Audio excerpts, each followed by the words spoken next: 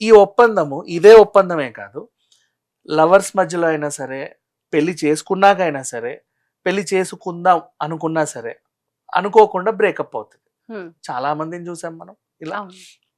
Breakup అయిన తర్వాత అసలు సమస్య ఇక్కడ ఏంటి, ఇప్పటిదాకా నీకు ఇచ్చినవన్నీ నాకు ఇచ్చేయి, హ్మ్. నువ్వు వెళ్ళిపోతున్నావు కదా పో బాయ్, నాకు ఇచ్చేసేయి. కానీ ఇక్కడ అది కాదు కదా, వేణుస్వామి గారి పేరు కూడా వినిపిస్తోంది ఇందులో. వాళ్ళ ఫాదర్ అశ్వరెడ్డి వాళ్ళ ఫాదర్ వచ్చి ఇదంతా తల్లి చెడగొట్టింది అంతే, తనని వెనకాల ఉండి నేర్పించిందని చెప్పాలి. జాతకాలకు కూడా వెళ్ళారు వీళ్ళు. సో పెళ్లి చేసుకోవాలన్న ఉద్దేశంలోనే వెళ్ళారు. కానీ బ్రేకప్ అయిపోయింది అని చెప్తా, అనేసి బ్రేకప్ కి కూడా కారణాలు మనం వంద అనుకోవచ్చు. యాక్చువల్ గా ఇప్పుడు అశురెడ్డి బయటికి వచ్చి నా గురించి మోసం చేశారు అని అంటున్నారు. అదే ఇప్పుడు ఎవరు ఎఫ్ఐఆర్ అనేది ఫస్ట్ ఇన్ఫర్మేషన్, ఫైనల్ జడ్జిమెంట్ కాదు. ఎఫ్ఐఆర్ నేను నీ మీద పెట్టొచ్చు, నువ్వు నా మీద పెట్టొచ్చు. నేను నీ మీద కేసు పెట్టినంత మాత్రాన నువ్వు చెడ్డదాని అయిపోవు, నువ్వు నా మీద పెట్టినంత మాత్రం నేను అయిపోను. రెండు లాస్ట్ చూస్తారు, ఎవరి వెయిటేజ్ ఎంత ఉందో కోర్టులో తేలుతుంది. అప్పటి వరకు ఆగాలి.